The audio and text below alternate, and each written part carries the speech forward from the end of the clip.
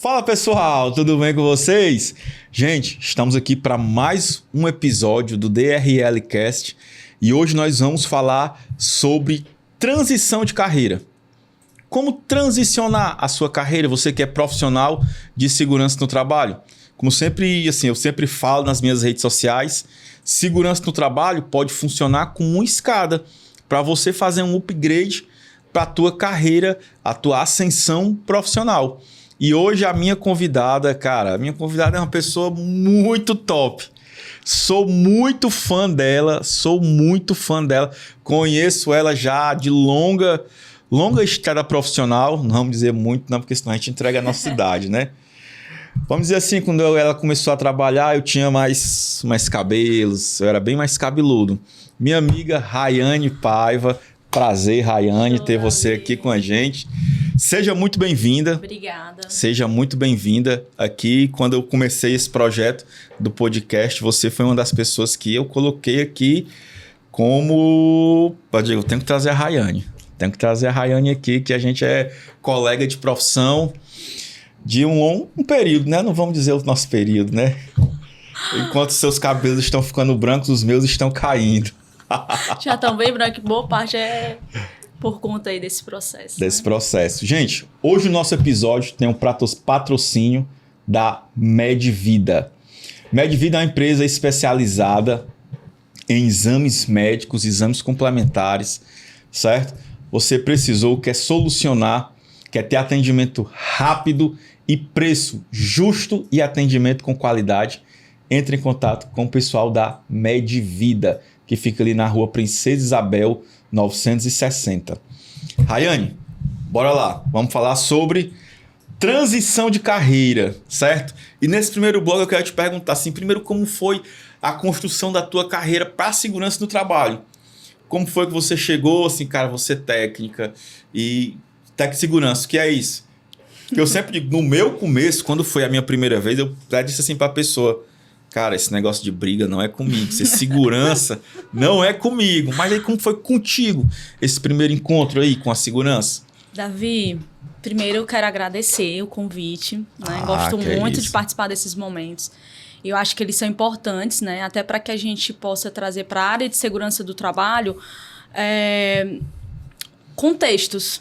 Né? Sim, sim. A gente sabe que é uma área que ainda não é tão conhecida ou reconhecida, mas nós que estamos dentro sabemos a importância que tem um técnico de segurança do trabalho dentro da organização, né? E como você também, eu não fazia a menor ideia do que era segurança do trabalho. Eu estudava na escola técnica profissionalizante, inclusive a escola que eu estudei foi a primeira escola que teve aqui em Fortaleza, que foi o projeto piloto para as escolas que a gente tem hoje. Para as demais escolas. Exatamente, então, ou seja, a nossa turma deu certo. É fruto das escolas de tempo integral. Que massa, que massa. E aí, inicialmente eu tinha me inscrito para turismo, né? Eu tinha adolescente, 18 anos. Queria, né, viajar, essas coisas do tipo. Então vou me inscrever para turismo. E na minha escola, foi selecionado um grupo de alunos para participar. Alunos que tinham as melhores notas, né? E cada aluno ia escolhendo ali o seu curso. E aí, quando eu fui escolher o meu curso, já não tinha mais a área de turismo. Aí só tinha segurança do trabalho e informática. Aí, na verdade, quem escolheu pra mim foi a minha mãe. Que ela foi pra escola e quando ela chegou, ela disse, não, Rafa, fiz tua matrícula no curso lá. Eu, que curso, mãe? Aí ela, segurança do trabalho. Eu, mãe, o que é isso? E aí a gente foi até a escola, a coordenadora explicou do que se tratava, né? E aí eu fiz os 3 anos, né? Sempre fui uma aluna muito aplicada. Do jeito que eu sou hoje como profissional, eu era como estudante, né? Dadas as suas devidas proporções. Sim, sim. E sempre fui líder escolar, sempre fui líder ambiental, líder de turma, líder cultural. Sempre teve a liderança ali enraizada, assim. Enraizada, exatamente. Até quando eu não queria ser a líder. Bota ela! Eu lembro que uma professora minha falou uma coisa muito importante. Eu acho que foi no último ano, já no 3º ano, que estava tendo a votação para líder cultural. E aí o meu nome foi falado várias vezes. Eu disse assim, não, eu não quero, porque eu já tinha vindo de 2 lideranças, ambiental e liderança de turma. E eu já tava tipo, tá bom, que a gente sabe o peso que tem uma liderança, né? Principalmente quando você é uma pessoa comprometida com o processo. E aí a minha professora falou algo que fez muito... A Andréa Coutinho, inclusive, que era a nossa líder, né, de turma. E ela falou... Mas quando a gente está em grupo, às vezes o que a gente quer, talvez não seja tão relevante quanto o todo. Ou seja, como existia ali uma atividade para ser cumprida e que tinha ali o meu nome, era interessante que eu assumisse mais uma vez aquilo ali. E aquilo ali me marcou muito, né? O grupo, ele sempre vai ser maior do que, às vezes, os nossos desejos individuais, né? Sim, sim. E aí eu aceitei a terceira liderança, né? E aí eu fui... Nesse processo, tive muita sorte, acredito eu. Na hora dos estágios, foi quando eu fui selecionada por uma empresa grande aqui em Fortaleza. Na época que eu trabalhei lá, ela era a quarta no segmento dela, no Brasil todo. Então, qual o segmento da construção? Não, operação de cargas pesadas. Operação de cargas pesadas, isso. Massa. Então, massa. assim, era novo também para mim. Eles estavam estruturando, quando eu cheguei, estava sendo estruturado o setor de segurança e saúde no trabalho, ainda não tinha. Tinha um setor de qualidade que ficava responsável pela área de saúde e segurança do trabalho, mas ainda ficava tendo aquela transição. Tinha um técnico que, inclusive, me recebeu e me selecionou muito bem, que eu agradeço muito, ele foi muito importante nesse processo, né? Primeiro por ter me selecionado, por ter me recebido e por ter orientado nesse início, né? Mas logo depois ele saiu e aí ficou nesse processo, né, de entrada e saída de profissionais, mais ou menos 1 ano. E aí como foi, Rayane, essa questão você chegou, conhecimento teórico, agora vamos para a prática. E aí, como é que foi esse dia a dia, essa quebra desse paradigma, assim, esse choque? Davi, eu confesso pra ti que nessa primeira empresa, eu não tive um choque tão grande, porque era tudo muita novidade e eu não era a responsável principal. Eu sempre tinha pessoas mais experientes atrás de mim, ou seja, eu só executava o que essas pessoas me solicitavam. Certo. Então, eu ficava muito naquela de... Bom, tudo era novidade, tudo era bacana, eu queria fazer tudo vou. Era esse... Nesse primeiro início eu era muito assim, então eu não senti tanto essa dificuldade. Eu tinha bons profissionais que me davam esse suporte, certo? E pra mim tudo era novidade. Eu sempre gostei muito de aprender, então super tranquilo. Agora, na segunda oportunidade, que foi quando eu fui trabalhar em obra, que o meu chefe disse assim pra mim, eu ainda lembro quando eu quis mudar de empresa, né? Ele falou assim, ele me chamou pra conversar e eu lembro exatamente isso. Lenildo, ele era um engenheiro da época. Ele, Rayane, vamos ali conversar. Aí me chamou pra ir conversar lá no pátio da empresa, né? E aí ele era pequenininho e ele gostava de andar conversando com as mãos pra trás, sabe? Bem pensativo. Eu ainda lembro desse momento. Ele falou assim, você tem certeza que você quer sair? Não faça isso. Aqui, realmente, eu tinha um conforto muito grande. Querendo ou não, era uma empresa grande, que eu agradeço muito, porque formou muito a minha base. Eu ajudei a certificar essa empresa. Eu participei da certificação da OSHAS. Da 9001 e da 14001. Ou seja, quem atendia os auditores na época, vinha uma empresa muito grande de fora, de São Paulo. Eram auditores, eu não sei como que é hoje, mas era uma auditoria bem... criteriosa. Bem criteriosa. A gente tinha que ter uma série de documentos e quem ficava responsável por atender esses auditores era eu. O que eles pediam, eu tinha que ir atrás, buscar e entregar. Então, isso me ajudou muito até hoje. A visão sistêmica que eu tenho, que é nítido, que é muito diferente só de uma área técnica, né? E eu vejo o quanto que isso contribuiu. Né? Tem gente que fala assim, você é muito inteligente. Não é que eu seja inteligente, é porque eu tive vivências muito diferentes, não só na área de segurança do trabalho. Eu fui para várias indústrias depois, na indústria de cerveja, construção civil, consultorias. Então, isso fez com que a minha visão ela se ampliasse, não ficasse só na parte técnica da coisa. Então, quando ele questionou se eu realmente queria sair para a construção civil, o que foi que ele me falou? Ali é um negócio escroto demais, você vai sofrer. Eu falei assim, mas eu acho que eles precisam de mim. Porque realmente o que me chamou muita atenção na construção civil é ver pessoas, né, pais de família, sendo tratados, e aí, com todo o perdão da palavra, que hoje é um pouco complicado, né? Mas como animais. Era assim que eram tratados. E não sei como é que é hoje, acredito que melhorou, né? Até porque acredito que sim, deu uma melhorada. São 10 anos, né? Então acho que deve ter ampliado. Vai muito variar de empresa para empresa. Varia muito de empresa para empresa, assim, o que cada empresa culturalmente quer trabalhar, quer tratar. Assim, eu tô nesse segmento, eu atuo na construção como consultor há 20 anos. Certo? É indescritível que tem uma ascendência. Mas também tem empresas que continuam do mesmo jeito, com o mesmo tratamento aí, como você falou, que acha que só é mais um, certo? O cara tá ei, não, vem cá, aqui na rua. Mas muita empresa mudou esse questionamento. Mudou esse pensamento. Eu vejo realmente, algumas construtoras grandes mudaram e assim, e é nítido o quanto que a empresa ganha com isso. Porque se você tem um profissional que ele é tratado como animal, ele se comporta como um animal. Então, isso é uma análise que você não precisa ser um entendedor, né, da psicologia para você perceber isso. Se você trata alguém como tal, a pessoa se comporta como tal. E quando eu cheguei na obra, isso me impactou muito. Né? Você sabe disso, que você foi meu primeiro supervisor de obras.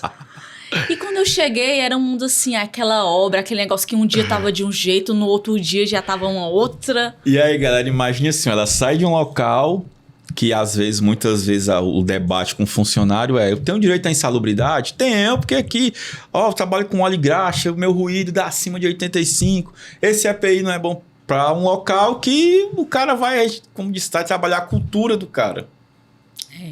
A briga é pro cara usar ou não o EPI. Isso, exatamente. Então, aquilo ali me assustou muito, principalmente quando eu entrei nos vestiários, que é algo que eu sempre falo. Porque realmente foi algo que impactou muito. Quando eu cheguei e vi o vestiário, eu falei assim, gente, não é possível. Eu não sei se tu lembra, mas eu passei 3 meses chorando no banheiro da obra. E aí, às vezes, a questão, o choque dá muito. Veja que onde ela estava, tinha um gestor só para segurança. E lá ela vai trabalhar com um gestor que precisa tocar a obra, que tem que ter enraizado, né? Que é um engenheiro civil, tem muito enraizado a questão do tempo, né? Que ele tem que executar a obra no tempo, e o dinheiro que ele tem que gastar, que precisa economizar. O que está no orçamento, ele tem que economizar o que está no orçamento. E cumprir o que está alçado. Né? Então tem muito disso. Teve esse processo, Rayane, aí depois da construção civil, tu foi para onde? Aí, Davi, depois dessa obra, eu comecei a ver que eu precisava iniciar a faculdade. Eu já estava com 23 anos. E aí, eu chegava na obra cedo, saia da obra tarde, né? Eu falei assim, não, mas eu não posso continuar assim, não. Eu tenho que, né, começar a estudar. Então, eu comecei a faculdade, né? Fiz o Enem, consegui lá um percentual, uma uma matrícula, bolsa. Exatamente. E comecei a fazer a faculdade de psicologia. Por que eu escolhi psicologia? Primeiro, que eu sempre tinha uma questão com os RHs das empresas. E porque o RH, ele é um setor muito estratégico dentro da organização. E hoje, eu já percebi isso há 10 anos atrás, com 20 e poucos anos. Hoje, eu tenho uma certeza absoluta do quanto que um RH é estratégico. E eu não via os RHs tão atuantes, né? Só no processo de recrutamento, seleção e aniversariante no mês. Ou alguma festinha, alguma comemoração. E eu não achava aquilo ali o papel único do RH. Eu achava que o RH merecia e deveria ter uma participação maior dentro das organizações. Agora, fala aqui olhando para a câmera. Por que você escolheu a psicologia? Porque geralmente, se você conversar com 10 técnicos de segurança, eu acho que 9... eu quero engenharia, porque eu quero ser engenheiro de segurança no trabalho. Aí você foi para um outro local, um outro segmento, assim... Tem a ver, hoje a gente vai ver mais do que... Tá linkando aí segurança no trabalho com psicologia, com a questão dos riscos psicossociais. Mas o que enveredou para você ir para psicologia? Aí, Davi, a importância... Não querer ser engenheiro de segurança. Aí vinha a importância de você ter uma visão sistêmica. Não é a visão do agora, do que está acontecendo agora. Porque realmente eu também sofri muitos julgamentos. Rayane, mas psicologia, não engenharia, tu já tá dentro da obra, tu já domina isso aqui, porque o engenheiro, ele fica mais ali na parte de gestão, mas quem ia lá, olhava algumas situações, quem tava ali no dia a dia era eu. Então, as pessoas sempre diziam assim, tem mais perfil para engenheiro. Eu não. Mas eu estava ali no dia a dia e eu sabia qual era a maior dificuldade que eu tinha, que era justamente lidar com pessoas. Eu tinha que lidar com um funcionário que estava com um problema em casa, com a esposa, e do nada ele chegava chutando a porta da minha sala. E eu precisava entender de onde que vinha aquela violência, sabe? Aquele descontrole, aquele destempero. Eu falei assim, não, eu tenho que entender de gente. Para eu ser gestora de uma obra, eu preciso entender a parte técnica, mas antes de entender a parte técnica, eu preciso saber como que eu vou lidar com essas pessoas. Por isso que eu fui fazer psicologia. Primeiro porque essa questão do RH me incomodava muito, os RHs não serem estratégicos e participativos dentro da operação em si, como um todo. E por entender a necessidade de que, cara, se eu não entender essas pessoas aqui, eu não tenho como fazer a gestão delas. Eu não entendo sobre ser humano, eu não entendo sobre comportamento. Então, por isso que naquela época ninguém entendeu a minha decisão. Mas eu acho que hoje, né? Eu acho que uns anos depois... Algum tempinho de nada como o tempo. Nada como um tempo. Então, assim, hoje, Davi, eu vejo muito as pessoas falando, né? Hoje a gente tem uma questão que, ao meu entender, aí eu vou usar aqui o meu olhar de um profissional da área da saúde, a gente está tratando de uma questão que é de saúde pública. Já não, a gente não trata mais de uma demanda específica da organização. A gente vai começar a lidar com a demanda de saúde pública. Basta, assim, quando chega esses meses que tem comemorativos, Setembro Amarelo, né, que é o setembro da prevenção, a questão do suicídio, correto? Isso. Quem vai nas minhas obras fazer geralmente uma palestra, é a Rayane. E a gente sempre tem, assim, às vezes comentários que tiram o fôlego da gente, porque a gente coloca um olhar mais humanizado sobre o trabalhador. E lembrar que aqui o trabalhador da construção civil, o operacional, ele não é uma máquina, não é inquebrável. Ele tem também sentimentos. E às vezes os sentimentos mais assim que flora nele, certo? Como um ser humano qualquer, todo ser humano tem. E a gente precisa ter esse olhar para a construção civil. O trabalhador, ele não é mais só um número, certo? Ele é um ser humano que tem os seus sentimentos e que precisa ser respeitado. E aí, Rayane, tu fez essa migração e como foi assim essa mudança? Porque eu imagino, pensamento meu, você tá aqui na segurança, então você já tem um know-how, mas o principal, você já tem os seus recursos financeiros para você migrar para uma outra área que você vai precisar construir do zero. Essa migração aí que eu acho que, por exemplo, eu trouxe aqui a minha amiga Roberta. Ela saiu de segurança para advogada. E ela disse, cara, Davi, não foi fácil. Não foi fácil no começo.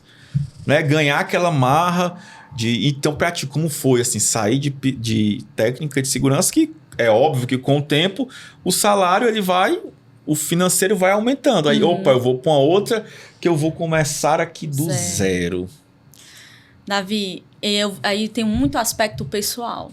Eu acho que a psicologia também deve e vai trabalhar isso muito dentro das organizações, né? Eu sempre fui uma pessoa que eu tive muito cuidado para eu não ficar refém do dinheiro. Eu tenho uma vida que ela é muito simples. Eu já tive condição de ter um carro, porque eu já tive 300 mil reais em estoque na minha loja. Se fosse outra pessoa, tinha feito o quê? Comprado um carro, feito isso. Eu não, eu preferi investir, trabalhar. Eu sempre gostei muito de trabalho. Então, eu sempre tive muito cuidado de não ser refém do dinheiro, porque quando você é refém do dinheiro, né? O que acontece? Você precisa se submeter. Que é o que a gente vê hoje muito no mercado de trabalho. Pessoas que não gostam das suas funções, não gostam dos seus ambientes de trabalho, mas se submetem porque precisam. E aí eu não tô falando da galera que luxa, não. Eu tô falando, às vezes, de um trabalhador, de um pai de família que tem filho, né? Às vezes tem filho que tá na faculdade, às vezes tem um filho que tem uma doença, né, crônica, que aí ele se vê refém daquela situação. Então, desde muito cedo, eu sempre tive essa consciência também, né? De, primeiro, formar ali, ter a minha reservazinha de emergência. Eu nunca fui de gastar muito. Eu sempre gastei investindo. Não tinha pena de pagar 3 mil, 4 mil reais num curso de formação. Pergunto se eu tenho certificado. Eu tenho foto lá no Instagram, mas nunca fui buscar o certificado. Porque eu sempre tive muita sede por aprender. Minha função sempre foi essa, assim, de me tornar uma pessoa que realmente sabe do que está falando. Não só falar por falar, mas sabe porque domina o assunto. Então, eu sempre investi muito em conhecimento, né? Seja ele em cursos, em treinamentos, em viagens, experiências. Tanto que muita gente questionava o fato de eu ser uma função e estar num curso que não tinha nada a ver com a função. Eu falei assim, não tinha nada a ver para você. Para mim, porque eu tô pensando, lá na frente, tem muito a ver. Tudo a ver. Então, não foi fácil. Quando eu entrei na faculdade, eu montei uma empresa para mim. Passei 8 anos nessa empresa. Ou seja, eu trabalhei como PJ durante 8 anos. Ia dar treinamento, PJ, ia fazer uma revisão, né? uma supervisão em obra como PJ, porque eu tinha a minha empresa. E como eu precisava estudar, eu falei assim, não tenho como ficar 8 horas dentro de uma empresa. Eu tenho que dar um start. E aí, galera, olha, aí é a visão empreendedora de cada uma. De cara que a gente precisa ter. Muitas vezes essa visão é limitada da gente, certo? Veja como ela queria fazer o upgrade na carreira e aí vai para você que quer fazer o upgrade na carreira. Abriu o seu CNPJzinho, fazia as atividades, certo? Nunca conseguiu, graças a Deus, ser, como ela falou, refém do dinheiro e transicionou de carreira. E fez a transição de carreira. E assim, Davi, todas as minhas escolhas, elas foram, primeiro, por aí eu vou ter que dar um mérito, né? Sempre guiados muito por Deus. Eu Amém. Sempre consultei muito a Deus. Senhor, para onde que eu tenho que ir? Como que eu tenho que fazer? Então, eu sempre tive esse direcionamento. O que, para mim, é o meu maior mentor, né? Então, tudo que eu escolhi, de alguma forma, casava. Fazia sentido. Então, por que eu montei a minha empresa? Eu estava sentada numa mesa, eu comecei a dar consultorias, assim que eu saí de obra, como CLT, comecei a dar consultorias, e eu estava sentada numa mesa com o dono de uma construtora que faturava milhões, dizendo para ele como que ele tinha que organizar a empresa dele. Aí eu, com a minha cabecinha, pensei, cara, quem sou eu? Eu nem tenho uma empresa. Quem sou eu no jogo do bicho? Tô aqui orientando e eu... Quem sou eu? Eu não tenho uma empresa. Por que eu tô dizendo para esse cara como que ele tem que administrar a empresa dele? Mas eu amo gestão, eu amo organização, sabe? Então eu falei assim, não, ao invés de eu parar e recuar, eu fiz o seguinte, vou montar uma empresa para mim. Vou saber qual a dor que esse cara tem. Porque eu não posso sentar aqui para resolver uma dor sua que eu sequer conheço. Aí não quer dizer que todo consultor precisa ter uma empresa. Cara, se você quer ter um pouco mais de habilidades, é importante que você tenha, que você entenda, que você sinta, né, pelo menos, né, as dificuldades daquele gestor para você dizer para ele o que ele deve e o que ele não deve fazer, né? Então, eu construí a minha empresa e rapidamente era um e-commerce, numa área que eu nunca tive expertise, que era moda praia, nem biquíni eu tinha para começar de história. Mas, mais uma vez, Deus me abençoou e eu tive um crescimento muito rápido. E, obviamente, né, isso me deu suporte financeiro para que eu não precisasse retornar para o mercado de trabalho. E eu nunca tive problema de retornar, tanto que eu tinha minha empresa e viajava para trabalhar fora como técnica de segurança do trabalho. Viajava Rio Grande do Norte, porque eu fui também para a área de energias renováveis, né? Então, passei 3 meses na Bahia e a minha empresa funcionando aqui. Sem que eu estivesse presente. E faturando. Quando eu chegava, estava lá. De longe, eu também conseguia dar esse suporte, porque era um e-commerce. Tinha pessoas aqui da minha confiança, né? Que trabalhavam comigo. Até que, de fato, que é algo que a gente talvez vá mencionar aqui durante esse... Eu tive um staff. Porque queria fazer tudo, né? Eu que ia na frente. Nunca você, como empresário, vai conseguir alguém para trabalhar no mesmo patamar que você na sua empresa, na sua organização. Isso não existe, né? Você sempre vai ser o cara mais interessado. Você pode até ter uma equipe engajada, mas ninguém vai trabalhar como você, porque é uma coisa sua, é sua paixão, né? Eu amava a minha empresa. Uma das coisas que eu mais gostava era de chegar lá no meu escritório, ver tudo organizado, que também é algo que as pessoas demoram muito, Davi, para organizar as empresas dela. Verdade. Né? Elas esperam ter um fluxo alto de faturamento para começar a organizar. Aí, eu te pergunto, essa transição, assim, como é que você... Não, pronto. Minha carreira como técnica de segurança ficou aqui, muito obrigado. Minha carreira como empreendedora ficou aqui. E o hoje, como está o como hoje? Analista, né? De segurança, analista de qualidade. Analista de qualidade, assim... Davi, os ciclos eles foram encerrando naturalmente. Primeiro que eu já estava mais de 10 anos assim, na área de segurança do trabalho. E algumas pessoas já me consideravam referência. E isso para mim é sucesso. Certeza. Quando tu me liga e fala assim, Rayane, eu tenho uma supervisão de obra aqui e eu confio em você para poder fazer a administração dela, eu acredito que você é um profissional de referência. Tu entende? Então, eu já tava nesse patamar que eu não precisava mais provar nada pra ninguém. Tipo assim, qual era o meu próximo passo? Ou eu ia pra coordenação de segurança do trabalho, ou eu ia pra gerência. E eram 2 áreas que eu, particularmente, não me identifico muito. Eu me identifico muito com essa área estratégica, não com a área gestão. Por isso que estratégico. Porque a estratégica, ela prepara e dá suporte à gestão. Porque muitas pessoas não têm clareza. Tem gente que não tem a mínima habilidade para gestão. Mas o cara quer estar aqui na gestão porque alguma coisa na cabeça dele acha que... Mas às vezes o cara é muito bom no estratégico. Eu sou muito boa no estratégico. Essa parte de gestão, eu prefiro ter uma pessoa muito boa para que eu dê suporte a essa pessoa. Então, e ter essa clareza me ajudou muito nesses processos. Na área de segurança, eu falei assim, não, para cá eu não tenho mais... Pra onde ir? Não tem essa área aqui que eu queira, né? Foi quando eu fui pra área empreendedora. Fui empreender. Quando findou esse ciclo, né? Que eu tive a staff e tal, eu disse, não, agora eu tenho que desacelerar um pouco. Aí eu fui pro mercado formal. Até uma coordenadora ficou chateada comigo, que eu disse pra ela que o CLT trabalhava menos do que o empreendedor. Mas por quê? O CLT ele tem horário para entrar, para sair, ele tem um horáriozinho dele de almoço, ele tem uns finais de semana, o empreendedor não tem. Cansei de virar madrugada. Quando eu trabalhava como PJ, era de segunda a domingo. E segunda eu tinha que estar lá de novo, 6 até não sei... Ou seja, o nível de trabalho é, sim, maior. E não tem tanto... É o que eu digo. Não é? Tem gente que fala assim, vou montar uma empresa que eu quero trabalhar menos. Olha, que eu diga. Não é bem assim. As pessoas ligam lá, vamos fechar aqui sexta-feira. Cara, eu preciso pra segunda. Segunda-feira tem que entregar. Não, se tu não fizer, tu vai fazer. Não, vamos fazer, cara. Vamos entregar.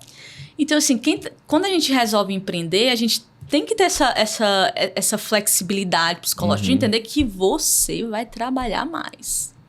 Porque os seus resultados, eles dependem exclusivamente do quanto tu vai produzir. Então, se você é uma pessoa ambiciosa, não no sentido de ruim da palavra, mas no sentido bom de que você gosta de ter altos resultados, é óbvio que você vai trabalhar mais. Não é assim? Então, quando eu tive essa staff, eu resolvi retornar para o mercado. Aí eu pensei o seguinte, eu vou para uma área totalmente diferente. Eu quero algo muito diferente. E eu estava namorando há muito tempo com a área comercial. Como eu já tinha minha empresa, eu falei assim, não, agora eu preciso de... Pensei em voltar para o mercado para ter uma expertise de uma empresa maior, faturamento grande. Deixa eu ver como essas empresas funcionam. Eu sempre tratei o trabalho também como um estudo, né? Então, eu estou na organização, mas eu estou observando tudo o que está acontecendo ali, né? Então, eu fui para esse processo. Eu falei assim, não, eu quero ir para a área comercial. Aí eu fui, uma pessoa me falou de uma oportunidade...